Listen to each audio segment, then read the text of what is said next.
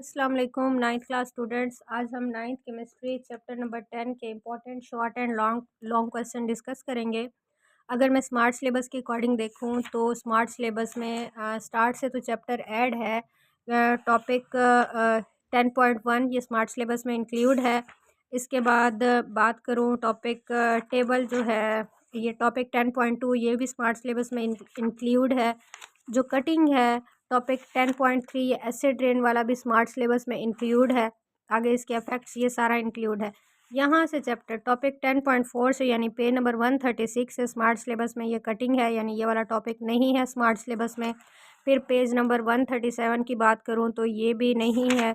इसी तरह से आप ऑनवर्ड जाते जाओ, चैप्टर जहाँ पे एंड हो रहा है पेज नंबर 141 तक ये चैप्टर नहीं है, यानी ग्लोबल वार्मिंग से लेकर लास्ट तक ये जो चैप्टर है स्मार्ट सिलेबस में इंक्लूड नहीं है।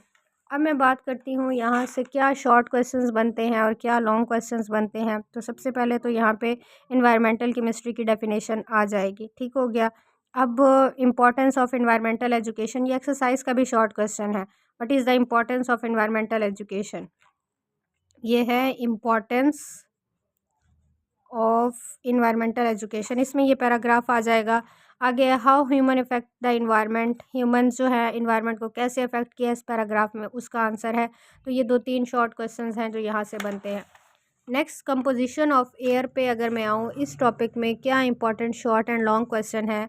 तो सबसे पहले तो एटमॉस्फेयर की डेफिनेशन है, ठीक हो गया। उसके बाद कंपोनेंट्स ऑफ एटमॉस्फेयर है जिसमें मेजर और माइनर कंपोनेंट्स आ जाते हैं।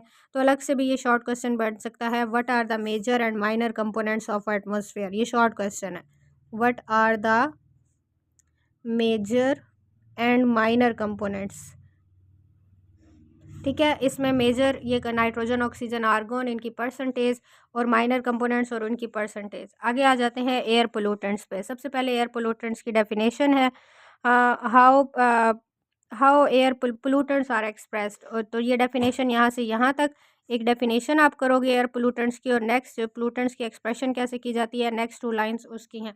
तो ये भी यहाँ से शॉर्ट क्वेश्चन है। आगे आ जाते हैं मेजर एयर पोल्यूटेंट्स। ये शॉर्ट क्वेश्चन आ सकता है, what are the major air pollutants, या उनके नेम्स क्या हैं। तो आपको ये सारे नेम्स और उनके साथ उनके फार्मूलाज, केमिकल फार्मूला ये करने होंगे। तो ये शॉर्ट क्वेश्चन है।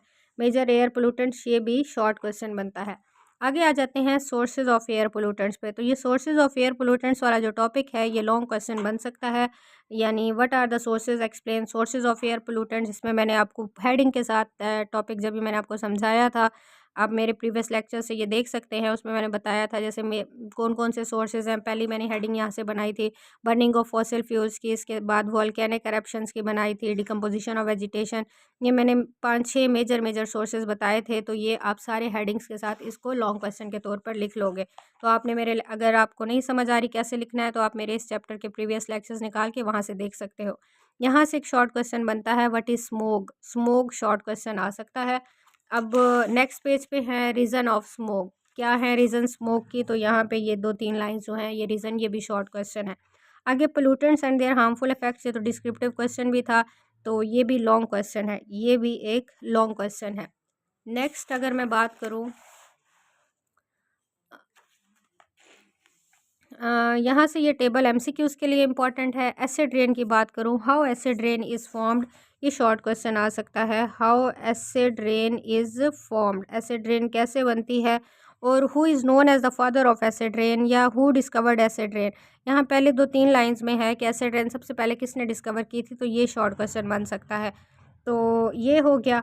उसके बाद ये जो अफेक्ट्स हैं एसिड रेन के, एसिड रेन्स के अफेक्ट क्या हैं। What is the effect of acid rain on soil, what is the effect of acid rain on plants, what is the effect of acid rain on aquatic life. ये हर एक अलग से short question बन सकता है। तो how acid rain affects the plants या trees और रूट्स। तो ये जितने भी इफेक्ट्स हैं ना, ये इंडिविजुअली शॉर्ट क्वेश्चन के तौर पर आ सकते हैं। जैसे नेक्स्ट है, वैसे तो ये एसिड रेन और उसके इफेक्ट्स, एसिड रेन वाला टॉपिक ये लॉन्ग के तौर पर आ सकता है, और ये जो इफेक्ट्स ऑफ एसिड रेन हैं ये भी लॉन्ग के लिए इम्पॉर्टेंट है, ठीक है। अब अगर मैं आगे बात करूं तो ह्यूमन हेल्थ पे एसिड रेन का क्या इफेक्ट है, एग्रीकल्चर पे क्या इफेक्ट है, और ह्यूमन मेड स्ट्रक्चर्स पे क्या इफेक्ट है। तो ये सारे लॉन्ग क्वेश्चन है। नेक्स्ट यहाँ ग्लोबल वार्मिंग से ऑनवर्ड जितना भी चैप्टर है वो स्मार्ट सिलेबस में इंक्लूडेड नहीं है। आगे मैं बात करती हूँ एक्सरसाइज की। तो एक्सरसाइज के short question number smart syllabus में जो नहीं है वो क्वेश्चन नंबर 2 नहीं है, क्वेश्चन नंबर 3 नहीं है, क्वेश्चन नंबर 6 नहीं है और क्वेश्चन नंबर 7 नहीं है। तो आपने जब तैयार करना है तो ये जो स्मार्ट सिलेबस में इंक्लूड हैं वो लाजमी तैयार करने हैं और इनमें से पेपर आएगा, क्योंकि अब आपको बहुत सेलेक्टिव सिलेबस करवा दिया गया है, इसलिए आप कोई भी एक्सरसाइज का क्वेश्चन भी नहीं छोड़ सकते हो और चैप्टर में से भी नहीं छोड़ सकते हो। आगे अगर मैं कंस्ट्रक्टेड रिस्पांस क्वेश्चन की बात करूं तो स्मार्ट सिलेबस में क्वेश्चन नंबर 3 नहीं है, क्वेश्चन नंबर 4 नहीं है और क्वेश्चन नंबर 5 नहीं है। क्वेश्चन 1 और 2 आपने करना है। डिस्क्रिप्टिव क्वेश्चन नंबर 1 करना है, 2, 3, 4, 5 स्मार्ट सिलेबस में इंक्लूड नहीं है। इसके अलावा इन्वेस्टिगेटिव क्वेश्चन तीनों ही नहीं है। तो ये चैप्टर नंबर 10 के इंपॉर्टेंट शॉर्ट एंड लॉन्ग थे जो मैंने आपको बता दिए हैं। आपने जब चैप्टर तैयार करना है तो जो मैंने आपको लॉन्ग बताए हैं उनको आपने अच्छे से देख लेना है और शॉर्ट भी मैंने बीच में से इंपॉर्टेंट बता दिए हैं।